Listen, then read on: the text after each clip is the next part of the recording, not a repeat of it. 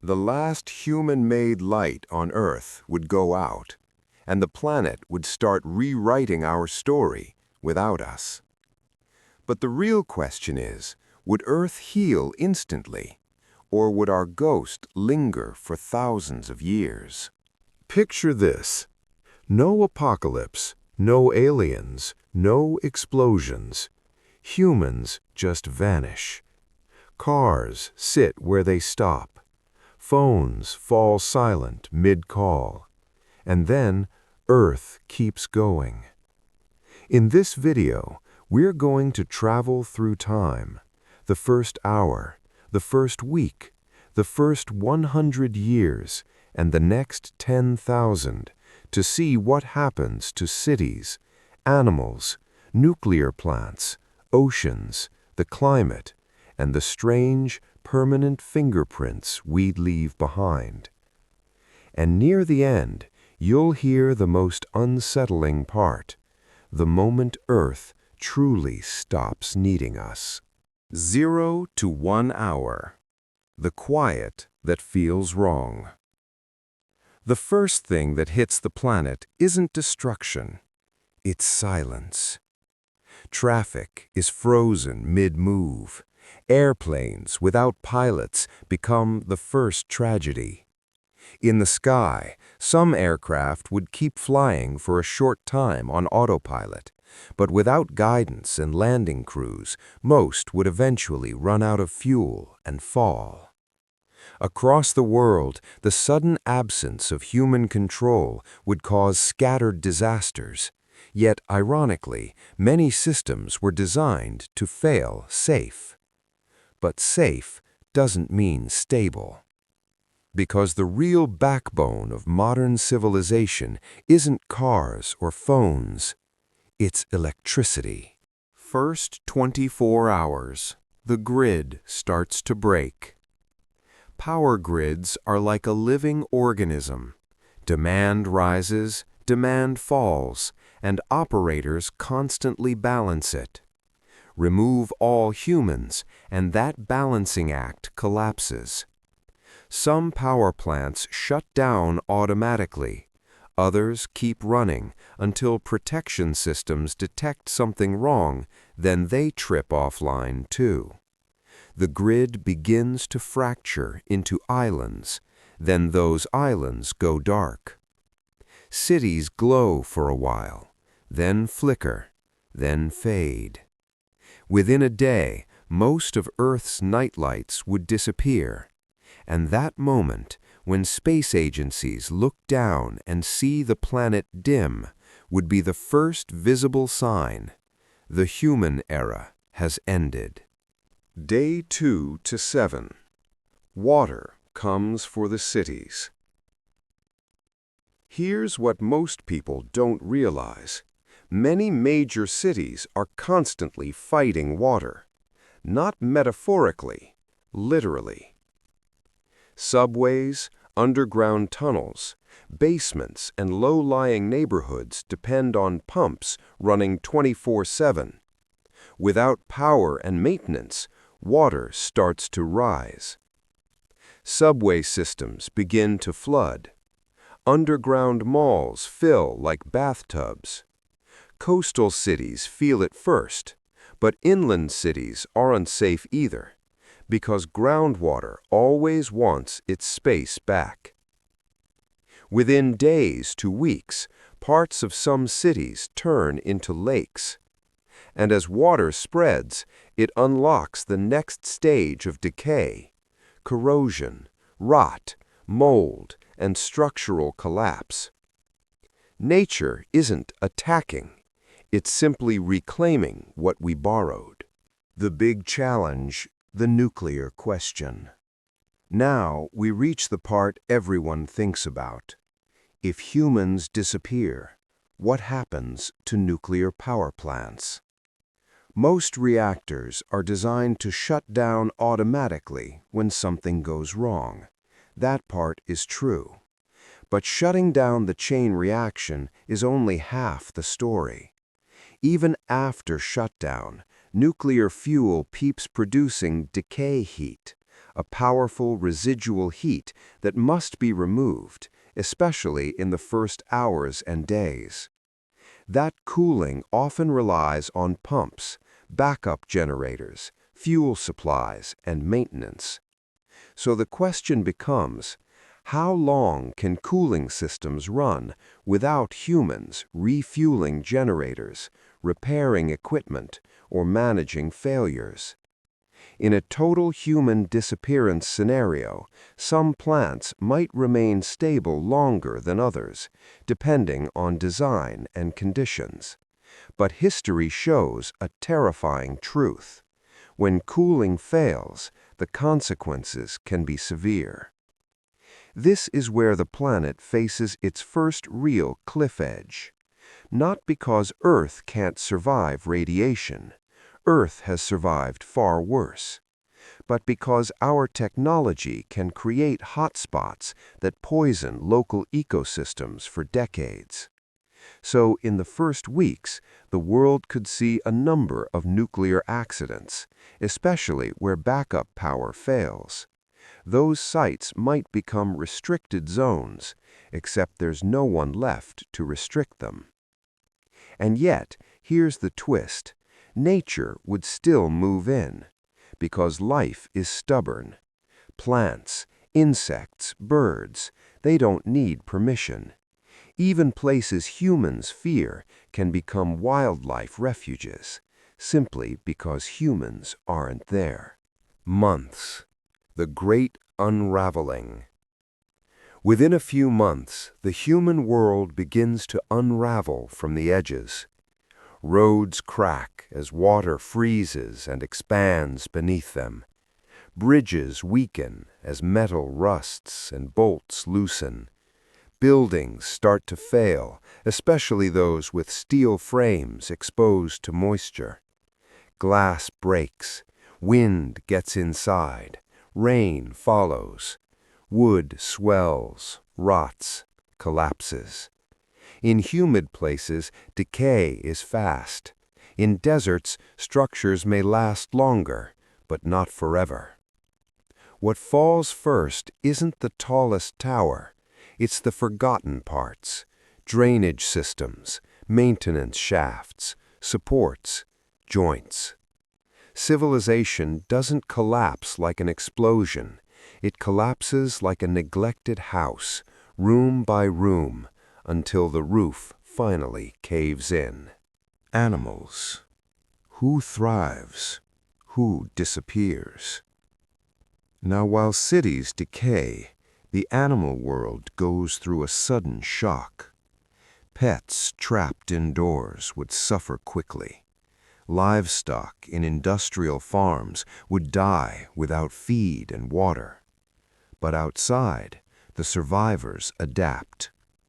Within a short time, you'd see the rise of feral populations, dogs forming packs, cats turning into hunters, pigs becoming one of the most dominant wild animals in many regions, and invasive species expanding without human control. Some species would explode in number, others would crash. But the big winners? Generalists, survivors, opportunists. Rats, crows, foxes, feral pigs, animals that already live close to humans would inherit our leftovers, then move on when the leftovers rot away. And as forests creep back into suburbs, you'd eventually see bigger wildlife return to places it was pushed out of.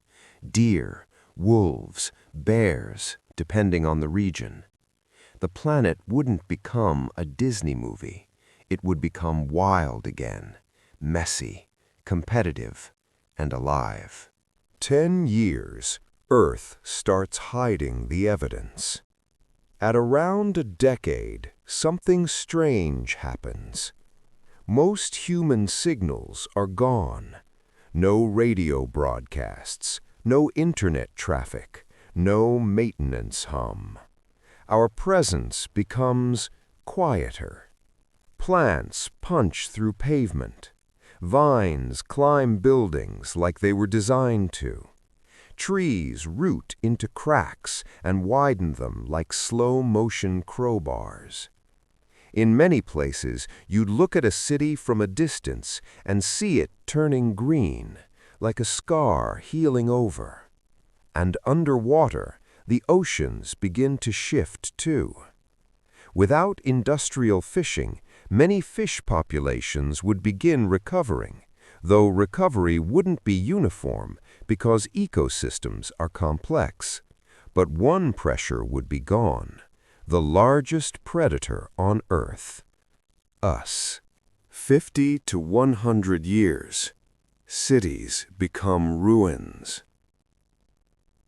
Fast forward a century. Most wooden houses are gone. Roofs collapsed long ago. Many skyscrapers still stand, but they're damaged. Windows blown out, steel rusting, water working its way into every seam. In coastal areas, salt accelerates corrosion. In cold climates, freeze-thaw cycles tear concrete apart. In wet tropics, nature devours everything quickly. Your modern world is now something like ancient ruins. And here's the eerie part. There would be no clean line between city and forest. There would be a gradient, a slow fade from human geometry to natural chaos. This is also when many dams, levees, and engineered waterways face a long-term question.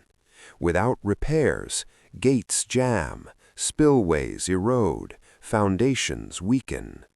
Some structures could last centuries, others might fail in decades, releasing floods that redraw landscapes and river paths. Earth wouldn't just erase our buildings, it would reshape the land, using them as temporary obstacles. Now, we reach the most important part of this whole story. Because even if every city collapsed, even if every road disappeared, our biggest legacy wouldn't be concrete. It would be the atmosphere. Carbon dioxide doesn't vanish when we do.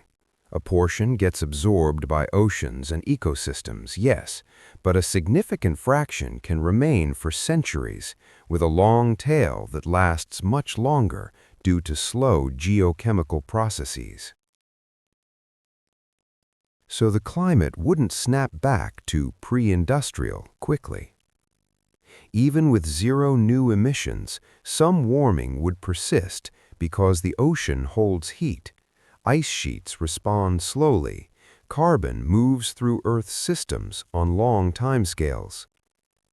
Meaning, long after our buildings fall, the planet could still be living in the climate we pushed it into. And that's the key moment. Earth doesn't need us to survive, but Earth would remember us in temperature, sea level patterns, and chemistry. Not as a story, but as a signal in the data. 1,000 years. What still exists? 1,000 years from now, what's left? Many cities are unrecognizable. Some stone monuments might survive. Underground structures might preserve traces. Plastics, though broken down into microplastics, still leave a long-lived footprint in sediments.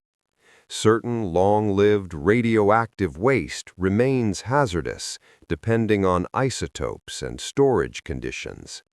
And in orbit, most low Earth satellites are gone, dragged down by the upper atmosphere over decades. Higher orbits may keep artifacts longer.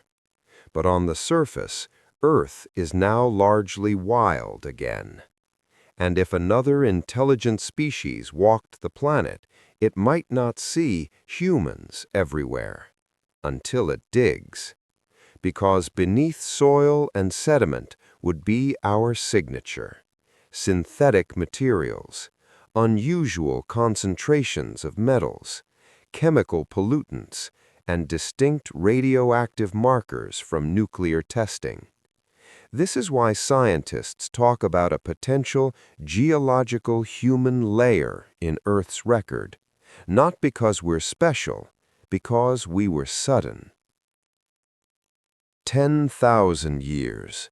The planet moves on. 10,000 years is a blink in geology, but a long time for ecosystems. Forests would be mature, rivers would have shifted, coastlines could be different depending on sea level changes. Coral reefs might regrow in places, if conditions allow. Deserts might expand or contract, depending on climate patterns. Human artifacts become rarer on the surface, but our chemical fingerprints could persist. And that's the final truth of this scenario. Earth recovers, visually, faster than it recovers chemically. The skyline becomes forest, but the atmosphere and oceans take much longer to forget. So if every human disappeared tomorrow, Earth wouldn't explode. It would exhale. In days, the lights go out, cities flood, systems fail. In weeks, nature enters the cracks and grows. In decades, roads break, buildings rot, wildlife reorganizes. In centuries, most cities become ruins under green canopies. In thousands of years, our structures fade, but our fingerprints remain in climate, plastics, and geology. And in the end, Earth doesn't become empty. It becomes full again, just not with us.